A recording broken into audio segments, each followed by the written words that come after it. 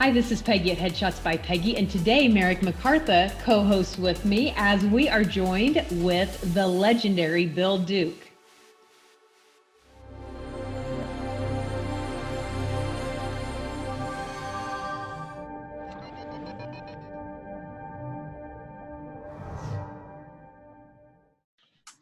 Bill Duke, thank you so much for coming back on the vlog. It is exciting to see you, and I know that you're wearing a mask. We're home alone, so we're not in mask, but we're glad to know that you're taking care of yourself. Oh yes, I have some people doing some repairs, and I'm just very cautious. Absolutely. Because my godson, unfortunately, had the coronavirus. Oh. And he almost died, and it was bad. And he's survived, and he's better, and he's communicating and everything, and he's much, much better. So the thing is that we're all vulnerable. Yeah. And we have to take it very seriously, but some people are, I really don't understand. I understand what they're saying, but the logic of it is beyond me. As I told you, I went out to the beach on Sunday with some friends, and we were just sitting on a bench, and there were hundreds and hundreds and hundreds of people on the beach. And maybe 1% were wearing masks and keeping social distancing. There were older people, there were teenagers, there were children, and hardly nobody was wearing a mask. Yeah, I don't understand that either. So you guys are sitting off from the beach on a bench and you're looking down in the sand, all these people in the sand playing around with barely any protection or anything like that for themselves. Nothing, zero, yeah. Zero. Yeah. Yeah. I mean, we're all in this together. If I wear a mask, I protect you. If you wear a mask, you protect me. I mean, totally right. Totally right. You know, it's not that hard. And I mean, there's been signs for years, you know, no shoes, no shirt, no service. So, you know, it's not an infringement of rights. It's a health issue. It's just common sense, basically. Yeah. I think so. Yeah. I think I always quote this, but there was someone who said that the biggest mistake the medical professionals made when announcing the masks is telling people that it was to protect other people. Right. That was the biggest mistake because their ideas, they don't care. But I appreciate you back, and I certainly appreciate you taking care of yourself out there. We, of course, need great talent like you to continue. Last time you were here, we got to talk a lot about your expansive career in acting and directing and your insight about the industry, and that was very, very popular with across the spectrum, people that are just fans, people in the industry, and it was a really great time. So that's what episode? Do you remember what episode that was? It was a little over a year ago. Okay. Yeah, I'll put it in the link because I know a lot of people are going to want to go back and hear us talk because we ended up going like a 2-part episode because we talked for hours. We appreciated all of your time. Yes. You're just obviously a wealth of knowledge and wisdom and information. So today, unfortunately, today I have an hour today. I think they told me. That's fine. Is that okay? That's absolutely fine. Thank you. Absolutely. So we were talking about not only what's happening with the health crisis, but also this new social awareness movement. And we get into these debates a lot with people about things. And one of them that comes up that people try to dismiss is the fact of systemic racism in lots of different areas of society. Notably, this time it's focused on the law enforcement, but we also know there's other aspects of this, particularly in Hollywood and entertainment. And you've told us some vivid accounts of your experiences with racism. And I think we talked a little bit about some tinges of systemic racism and what kind of thoughts you have about that in the entertainment industry as far as systemic. Well, some of it's not intentional. Right. I think there is, if you're brought up to think about people in a certain way from childhood, it's not racism in the sense I hate these people. Right. It's Right. that's who they are, Mm-hmm. and that's who they're not.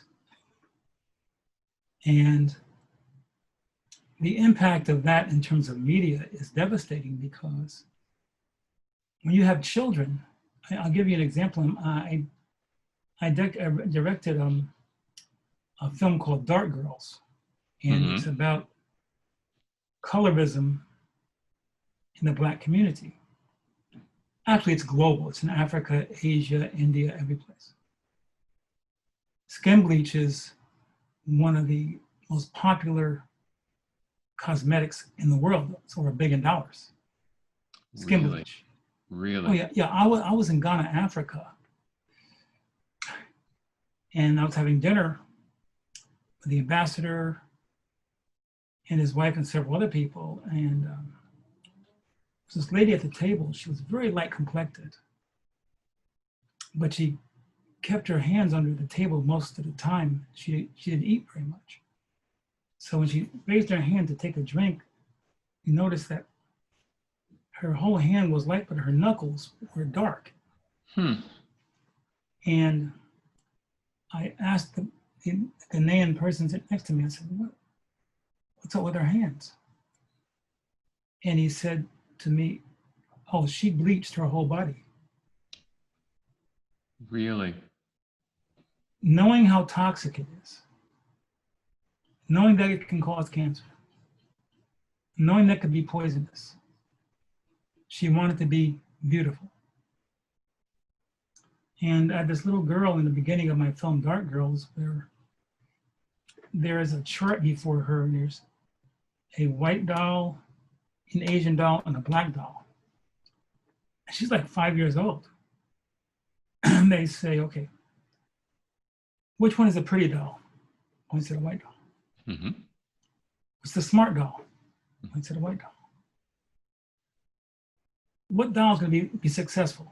The white doll. Who's the ugly doll? The Black doll. So we're not talking about just as we're adults, we're talking about the programming. And there's two, as I said before,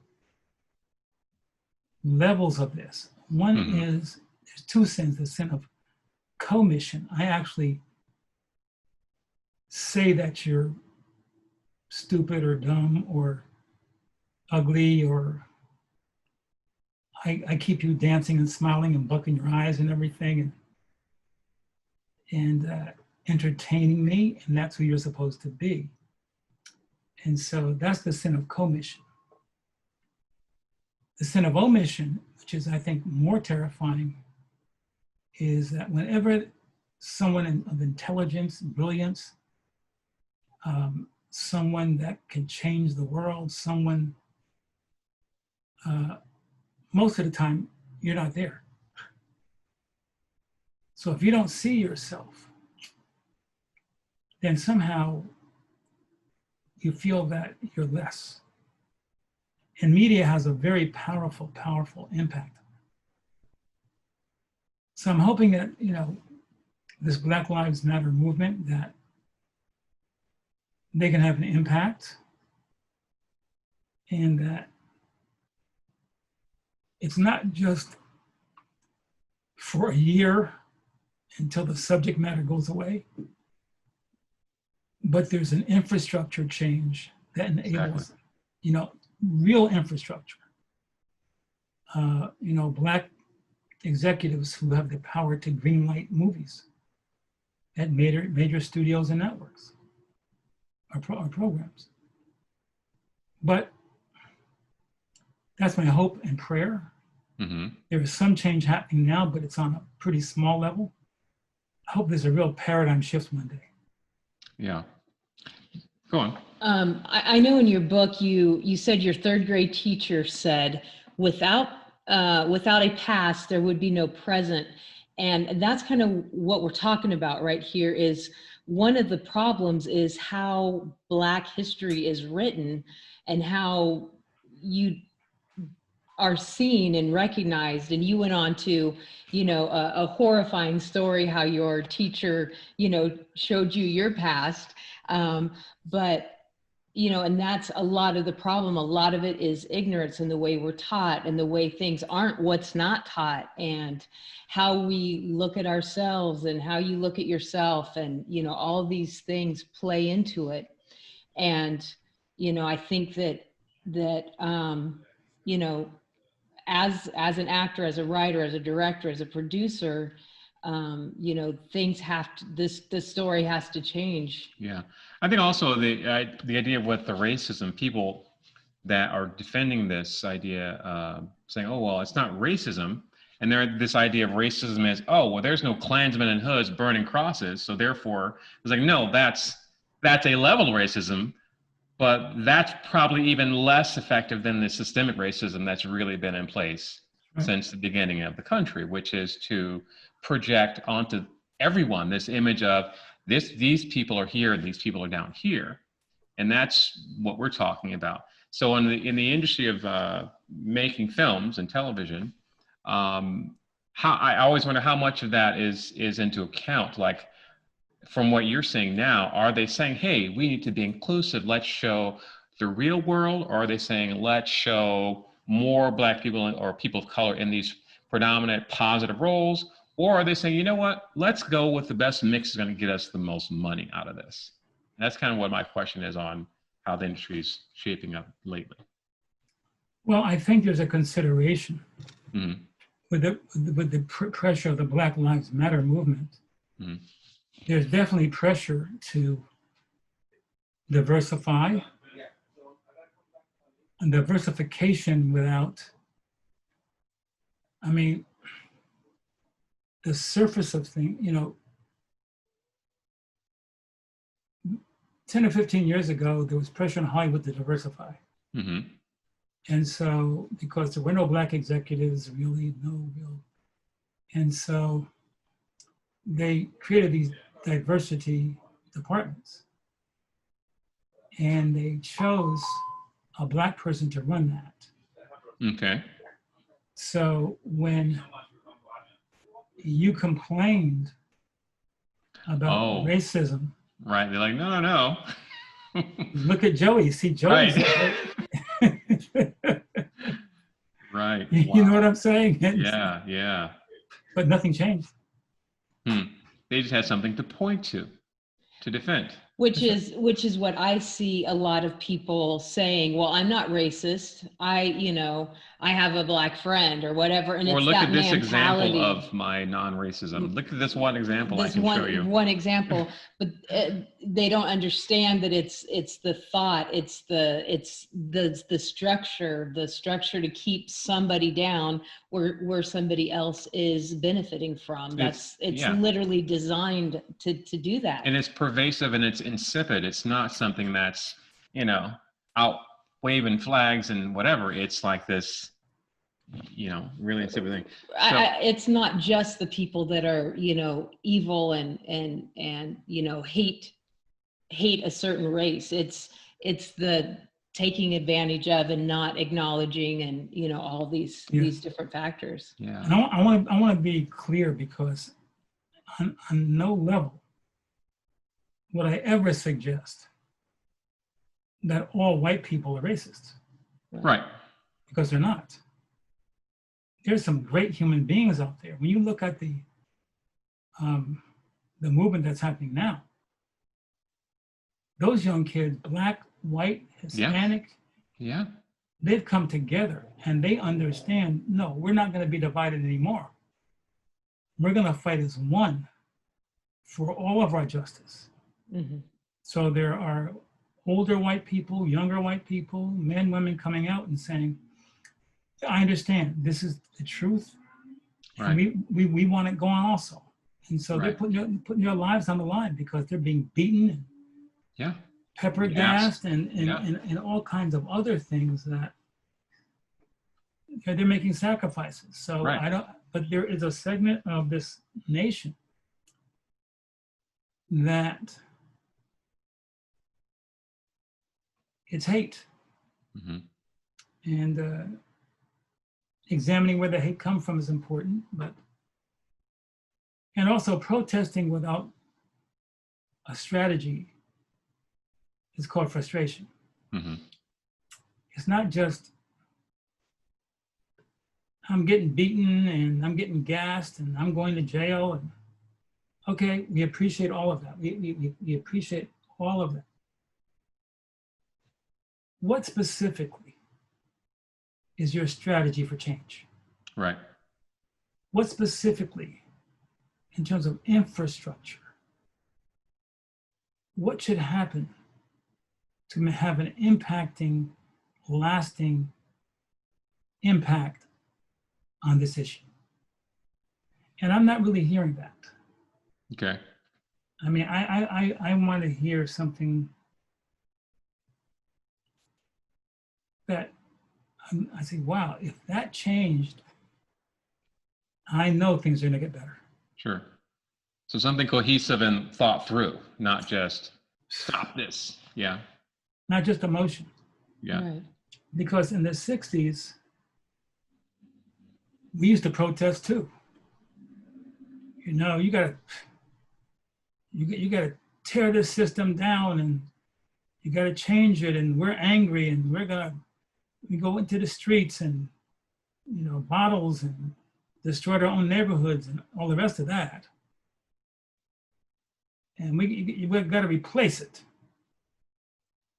Okay, here's the question. When you asked us, with what? That's when the stuttering started. Mm-hmm. Mm-hmm. Because it was emotion without a plan is frustration. And so we were angry, and justifiably so. But what was our plan to really change it, the system? Didn't happen. I remember one time, I forgot what group it was, but they were upset and angry.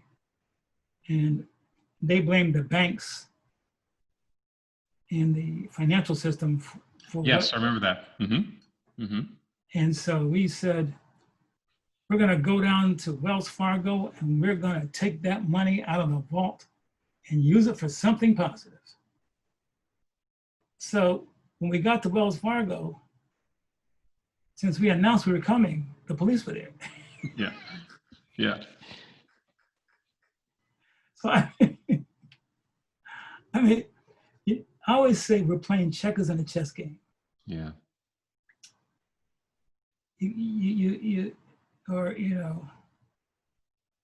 As Malcolm X said, no matter how good a football player you are, if the name of the game is baseball, you better get yourself a bat.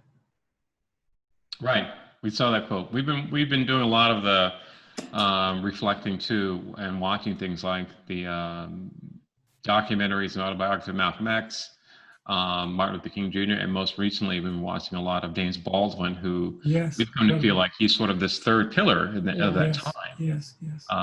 This fantastic speaker and intellectual, and he gets sort of, because as a kid I had pictures of James Baldwin in my house and I didn't even realize who he was. Mm-hmm. And as an adult, I'm realizing how important and what pillar of that part movement he was now. He was incredible. Yeah, exactly.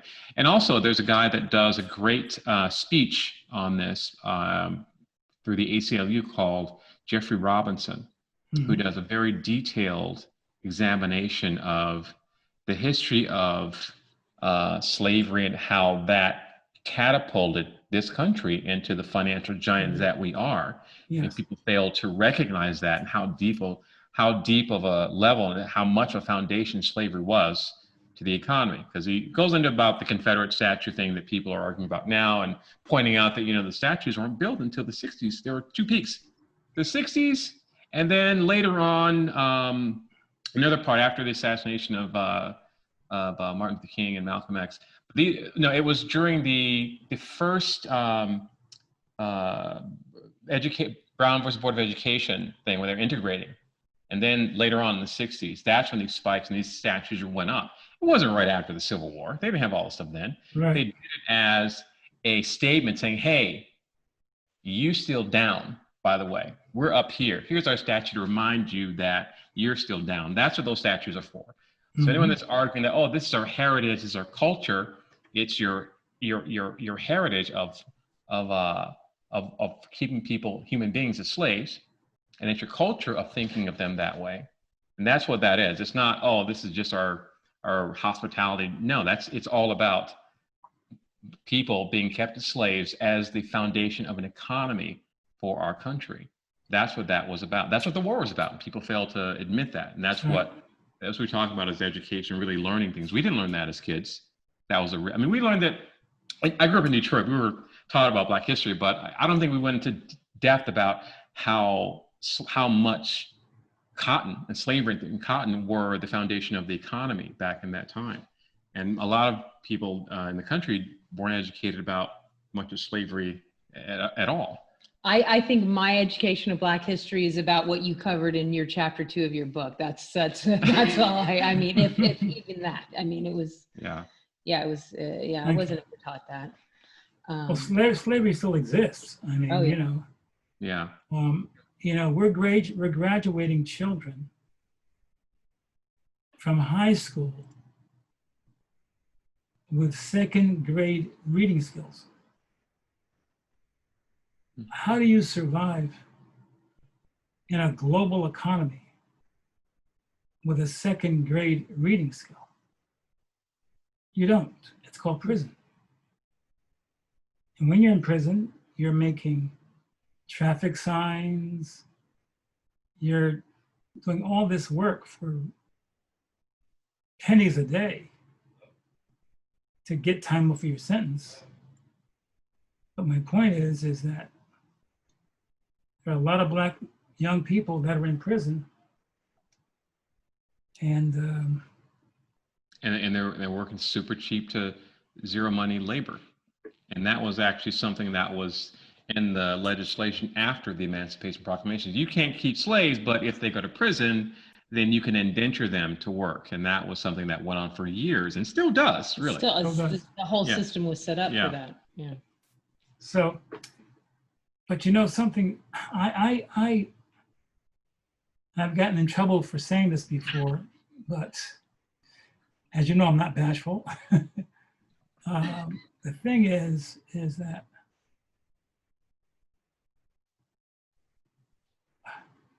you know, there was a saying that my family taught me, and it was,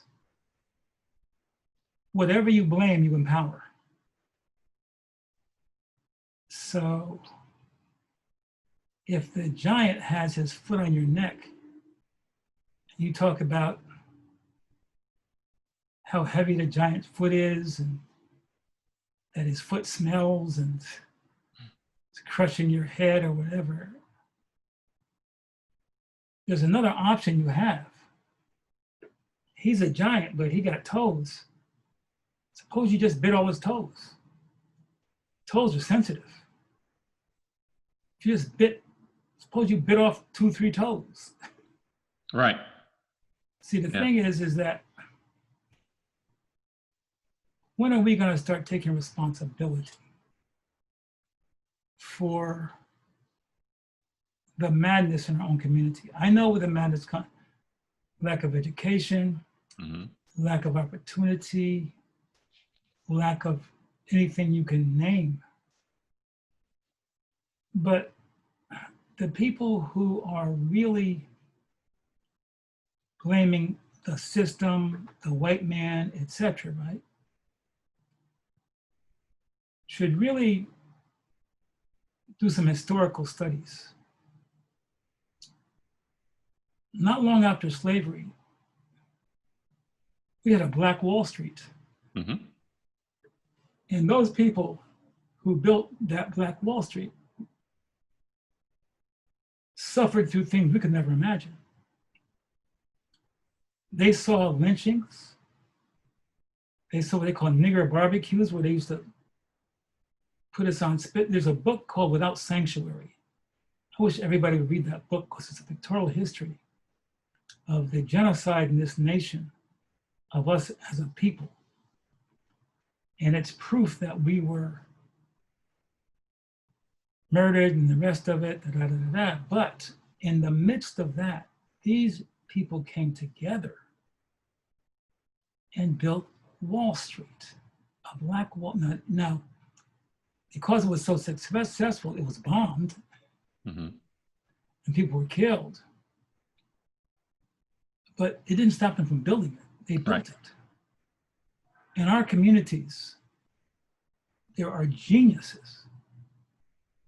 There are people that are brilliant. They have visions and ideas, etc., that are incredible.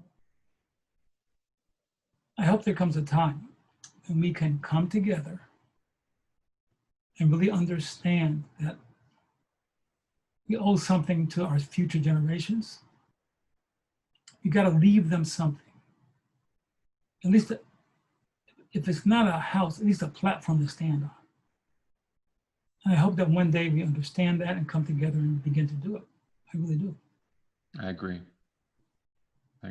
And as far as giving power to negative things, Peggy is a big, big believer. It reminds me of that a lot when things are negative and I'm focused on this negative thing. So, Merrick, you're giving energy to that thing.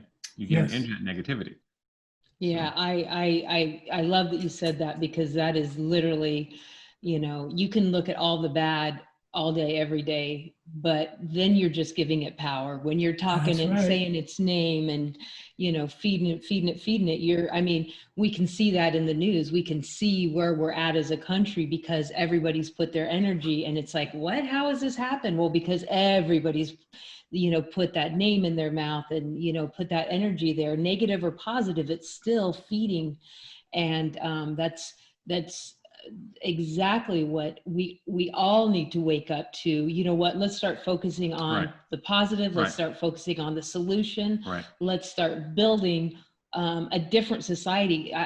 Let's build the America that we can be.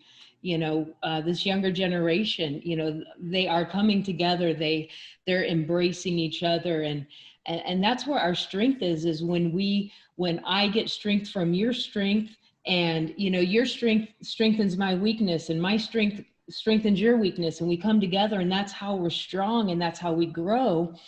And we have that ability, and we're not separated. We have social media now. There's no excuse. There's no excuse for ignorance. Everybody can educate themselves. It's literally at everyone's fingertips. Everyone has a cell phone. And you can go to the park and get free internet if you don't have internet. Like it is available. It's there. People need to start putting their energy into a solution. Yeah. What do you think is the first step to a solution? Well,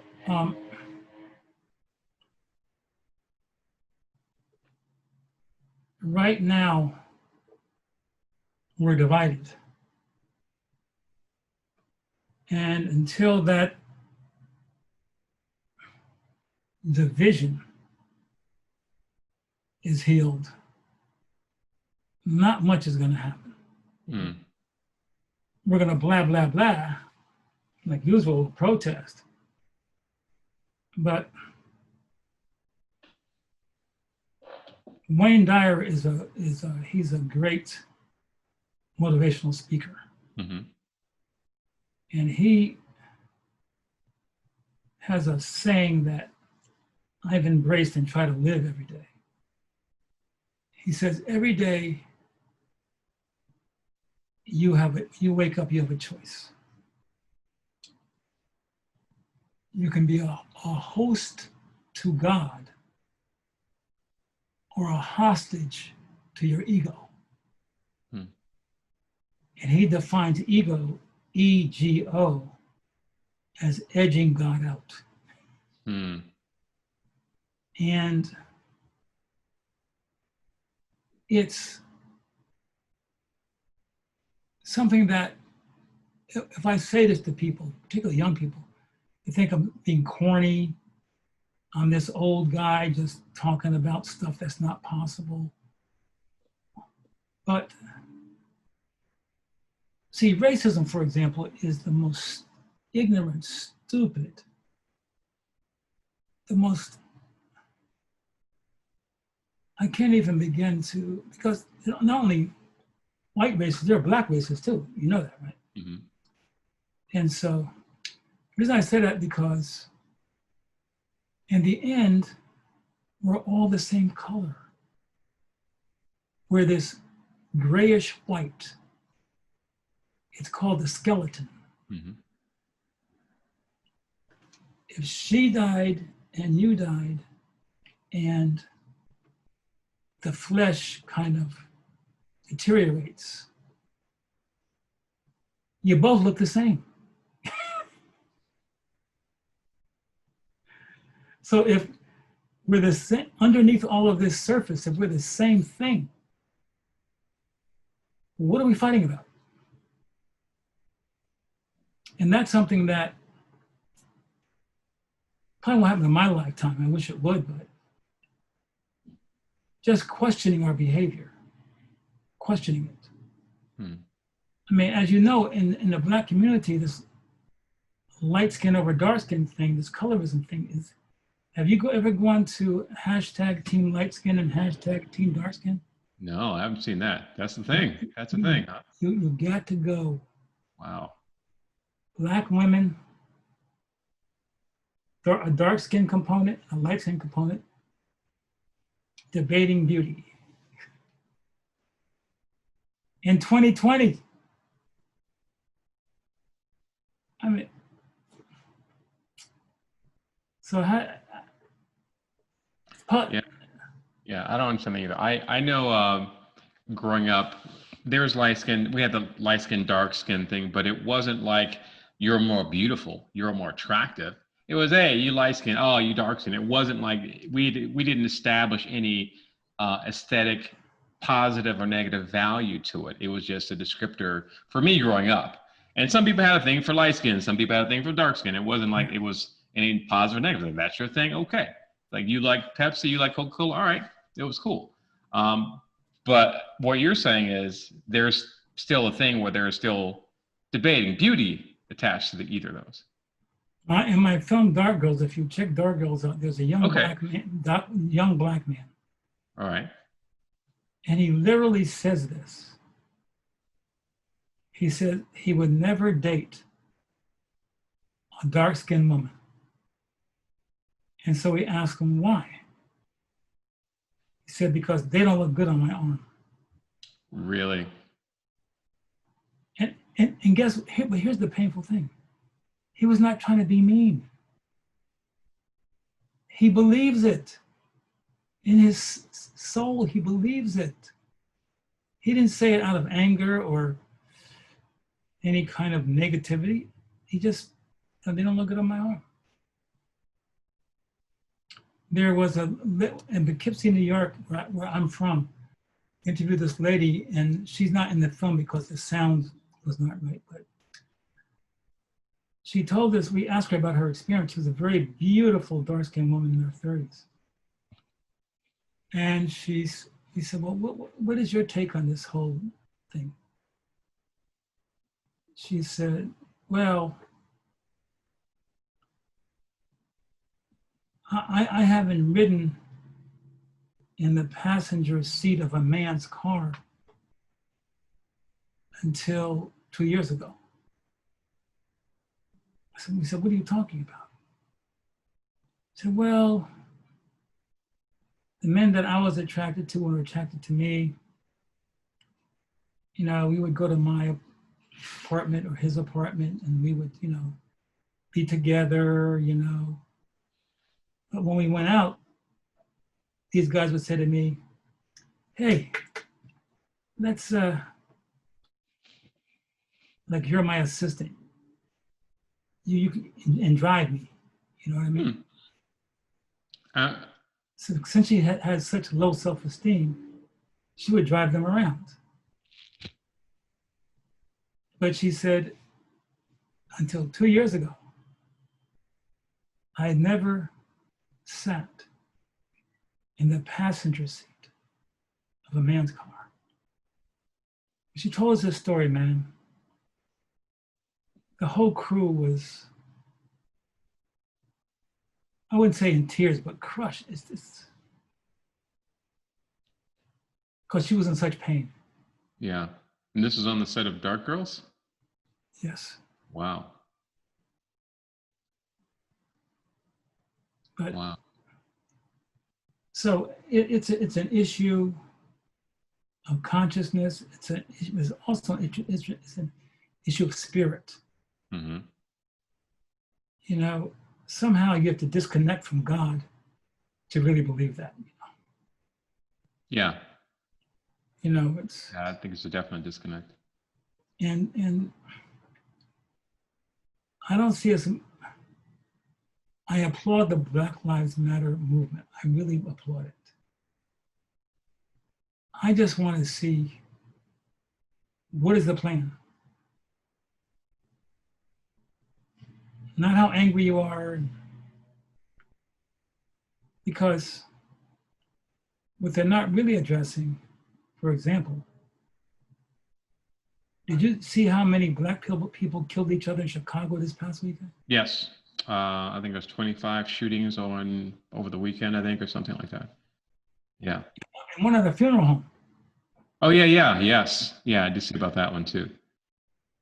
At a funeral home. Shouldn't we be addressing that? Yeah. But you don't ever hear that in the news very much. It's, you know, Yeah. well, they killed each other. Next. Yeah. And that diminishes what we're trying to achieve, because the other side are going to point and say, well, why should we do this? Look what you're doing. You're not even trying to help yourselves. Why would we think that you're really trying to do something positive for all of us if you won't even help yourselves, I think. 3 or 4 years ago, there was, I forgot where it was, an online discussion with a police officer. And they were discussing how police officers are killing black young men and black people. Mm-hmm. And the interviewer said, well, you know, you guys killed 2 people a week, black people a week. And he said, there's some bad cops, I understand that. Yes, we have to change that. He says, but we killed 2 people a week. But in that same weekend, you killed 15 of each other. Right. There was a cartoon, a picture on YouTube around 2 years ago that really disturbed me greatly.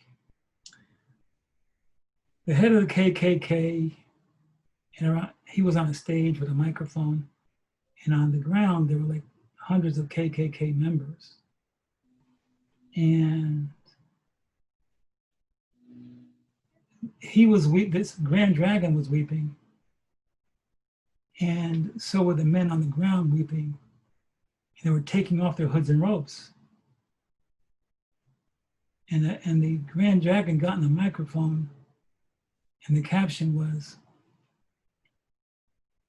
and he was crying and sobbing. I mean, the tears were coming up to their knees. And he said, well, boys, I guess we ain't needed no more because they doing it to themselves. Yeah. Yeah. That got me, man. That got me. That got me. Yeah. I feel like we're all humans. There is, you know, there's killing, there's crime, there's wisdom, there's talent in every color of your skin. Mm-hmm. But what needs to be addressed is the education, when you put somebody down and put them in an environment of hopelessness, and then you wonder, well, why are they killing each other? Well, you've given them no other options. Mm-hmm. And that to me is something that has to change. We have to change it from, why is a 5-year-old girl think that a white doll is prettier? Why does a 5-year-old girl think that a white doll is more valuable and more successful? because that right there at 5, she already doesn't think that she's got the ability to do things. Right. And so why isn't she going to commit Right. crimes later in life? Because in her eyes, she's already less. Right. In her own eyes. In her own eyes, she's already, you know, because. So that's the struggle to overcome that. So when people just say, well, what about black on black crime? Well, yeah, that's a problem that needs to be addressed, but there's white on white crime. But the issue is the desperation and the lack of education and the hey, you know, if you're going to always say that I'm worthless, then let me just be worthless because that's what you said I am. You know? I'm agreeing with you 100%. But my question still is, what are we going to do about it? Exactly. Exactly. Because there are people that have been in that situation that are executives, they are leaders of communities, they're football, basketball, baseball players, they're teachers, they're doctors, and they came out of those circumstances. Exactly. Mm-hmm. I never forget, you know, Kevin Durant, when he got the MVP award a few years ago, and he was on the stage and he said, "Thank you for this statue, but I'm not the MVP in this one." And he steps off the stage and his mother's sitting in the front row and he hands the statue to his mother. Mm-hmm.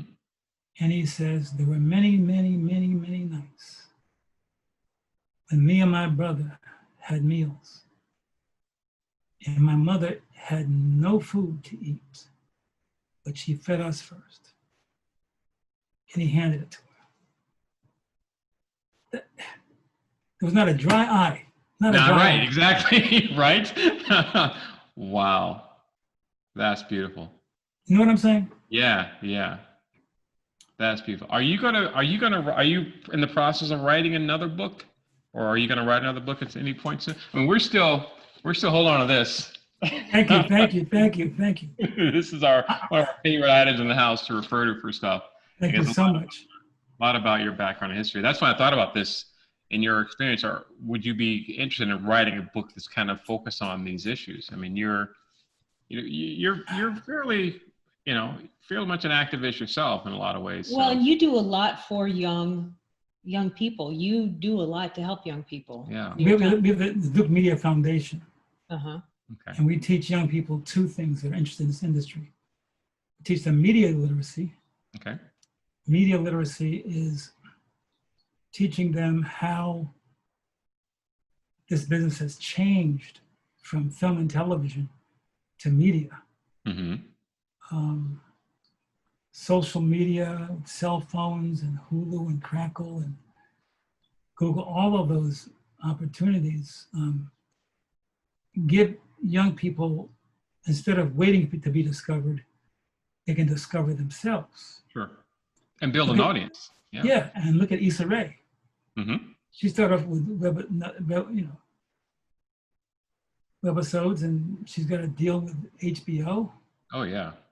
It's Always Sunny in Philadelphia. Start off as webisodes. Same way. Yeah. And they and Danny DeVito on at least 9 years. Yeah.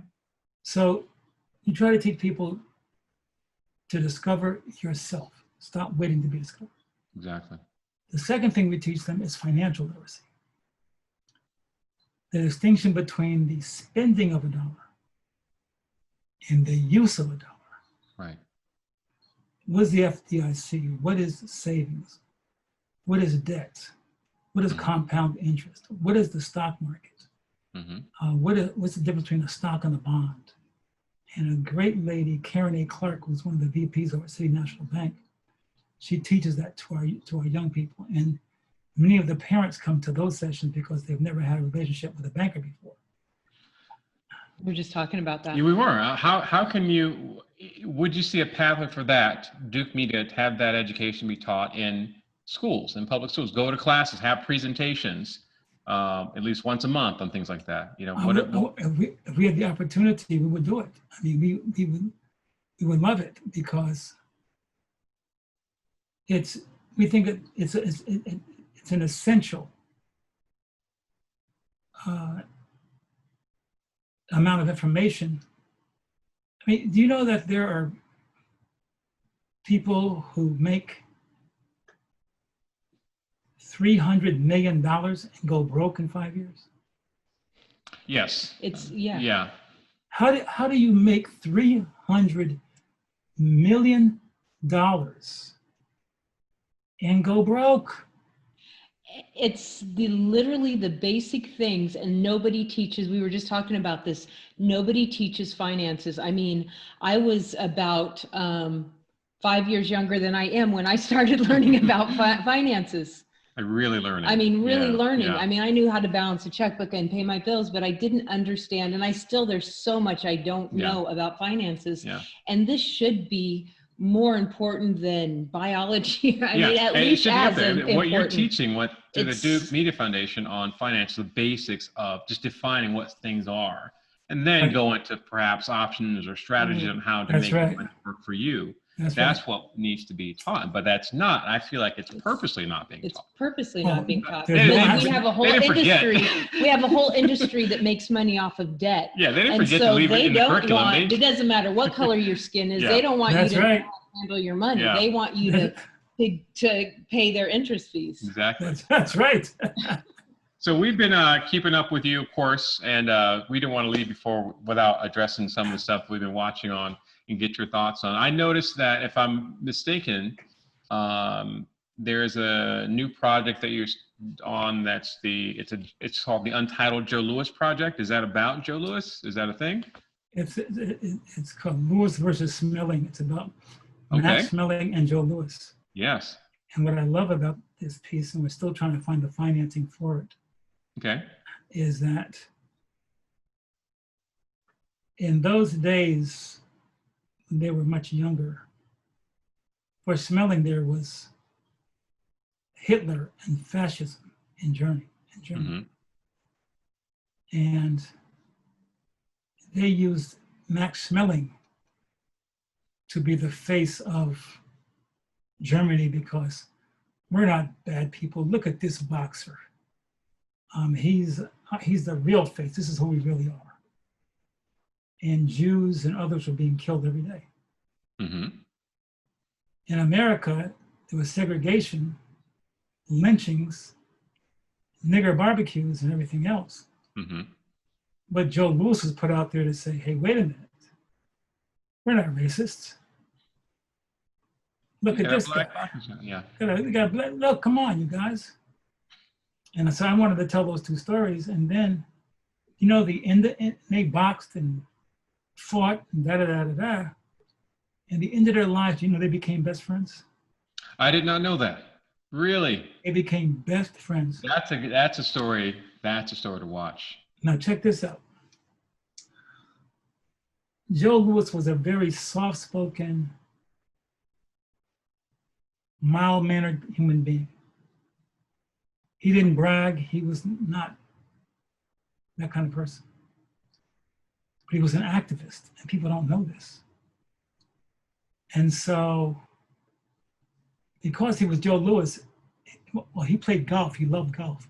Mm-hmm. He would go to these white golf clubs, and they would say, yeah, you're Joe Louis, come on in. He says, yeah, I'm glad you're letting me in, but I want to have my friends come in also.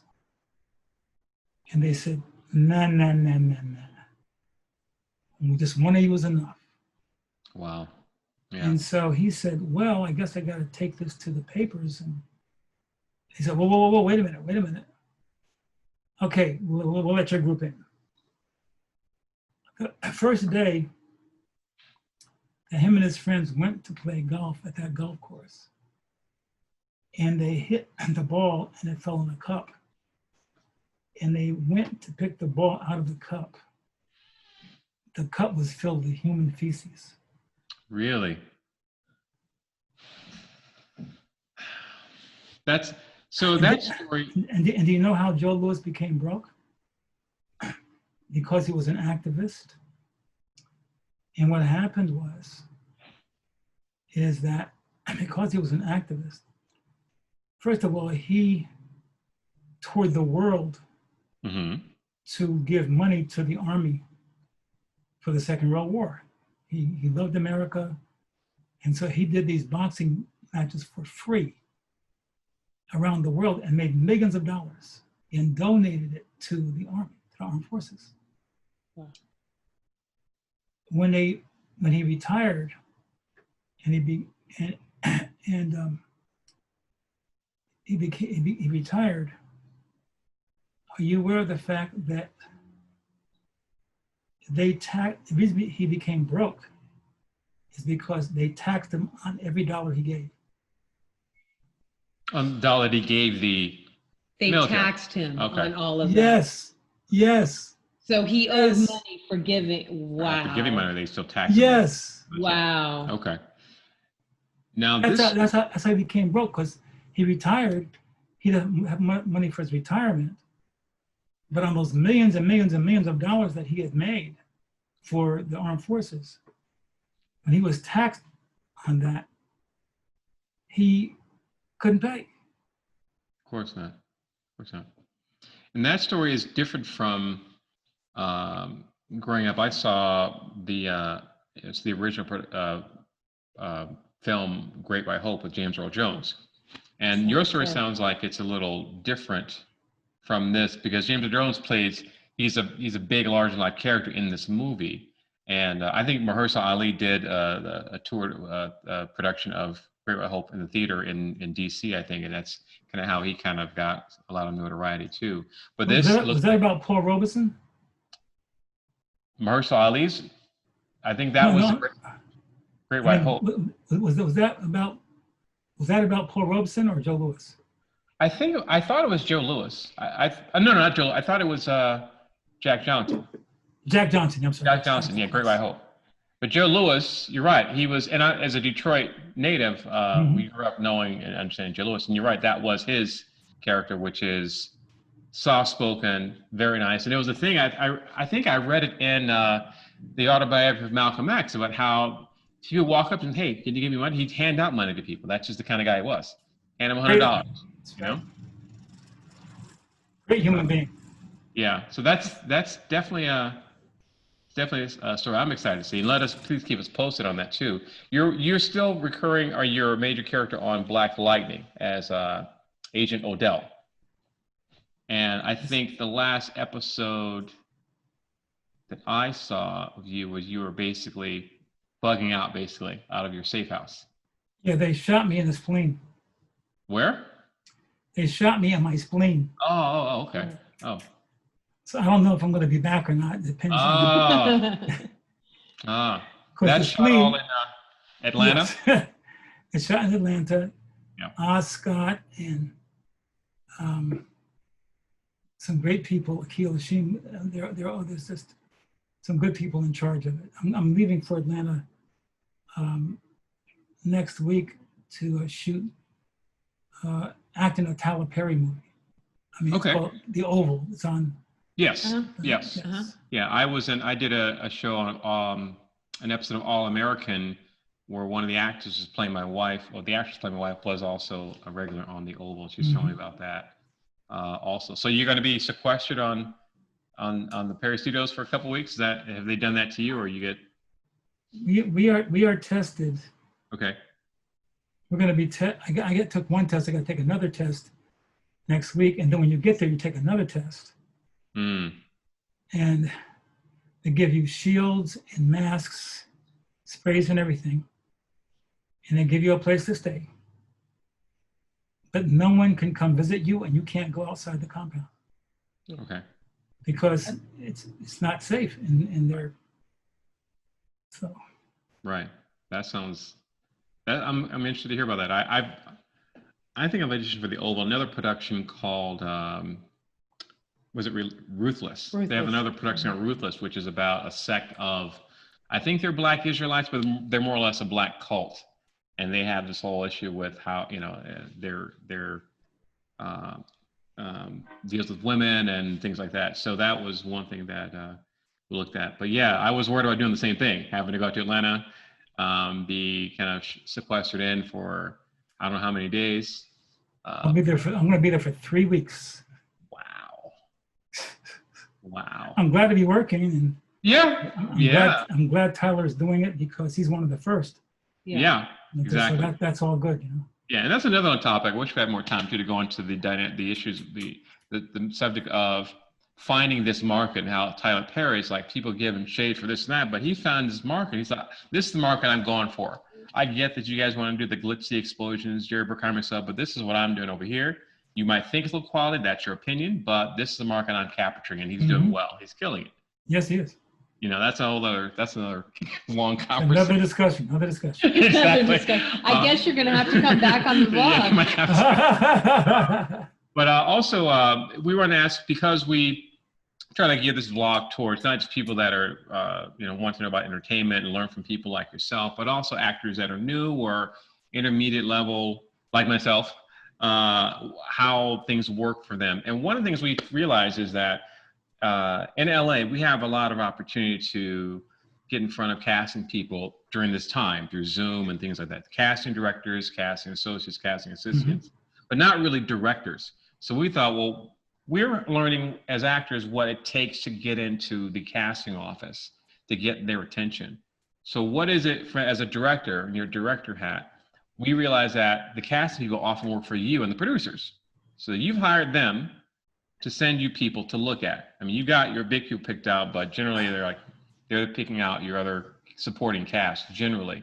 So what kind of things can an actor have ready so that when the cast sends them to you, are you looking at?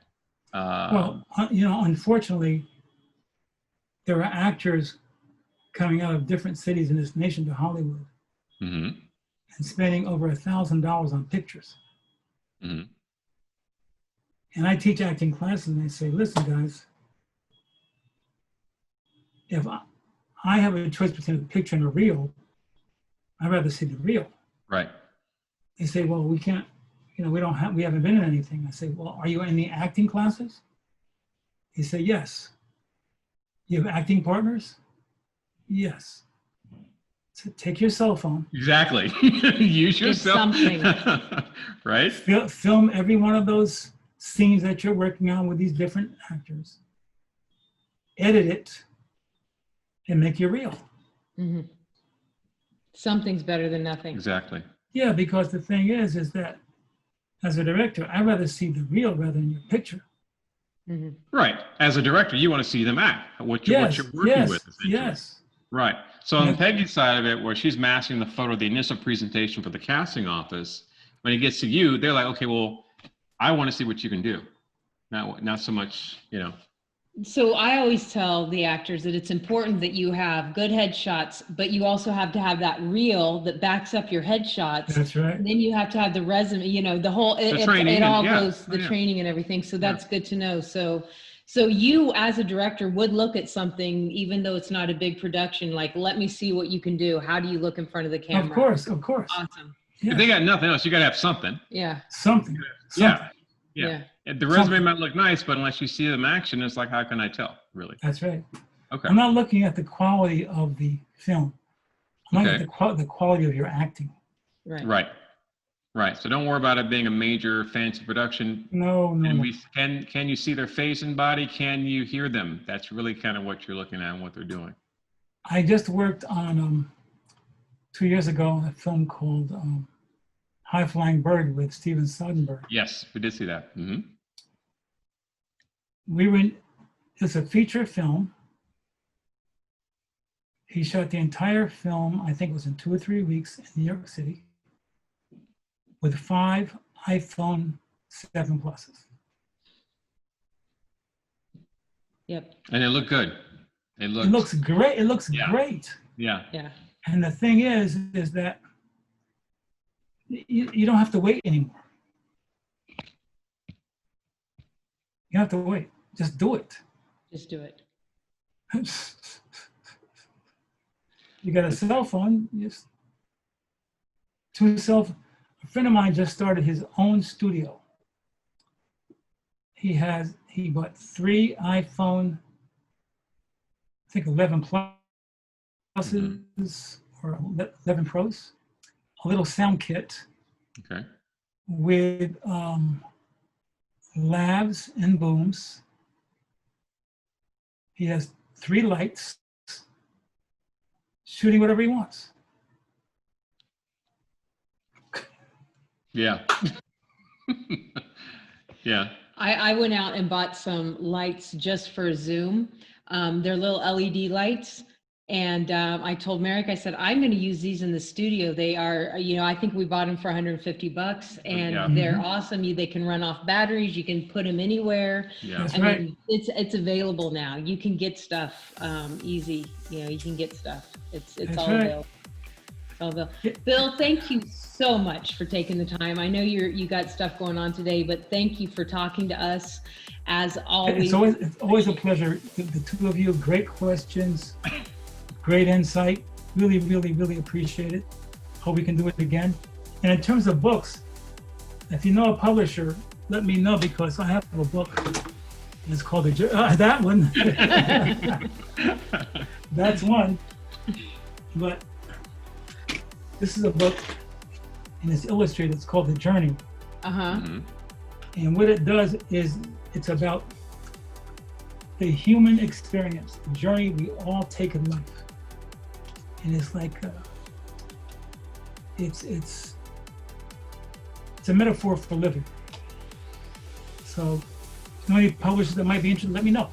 well, Okay. be careful what you wish for, because my friend's mom is a publisher, we know. so she'll be emailing you Yeah, later today, absolutely. I'm sure. Yeah. Oh, love it, love it, love it. God bless you both, and thank you for the great work you continue to do. This is insightful stuff. You're not just doing topical. You really get into the meat. So, thank you for that. Thank for your you. time. And we look forward to all the other amazing projects that you've got ahead of you. Yeah. And we just always love talking to you. Absolutely. God bless you both, and thank you. Okay. Thanks. Absolutely. Take care of yourself, and we'll see you soon. You too. Bye-bye. Was that phenomenal or what? Yeah, Bill Duke continues to be the real deal. So it's always a pleasure to have him on. Always love talking to Bill Duke. Great insight. And again, we went back and forth on things. We're not talking in an echo chamber here. Yeah. So I really like that we're able to both exchange different views on things, and then him still willing to share some great insight for actors and how things work and talk about his projects. So looking forward to. I adore Bill Duke. Yeah. So I'm so excited that we got to hang out with him for a little over an hour.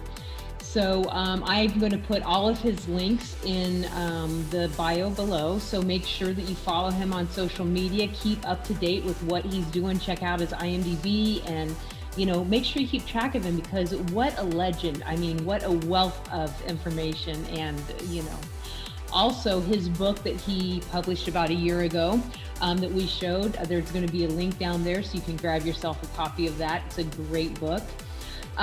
Most importantly, have an amazing week, and I'll see you next week.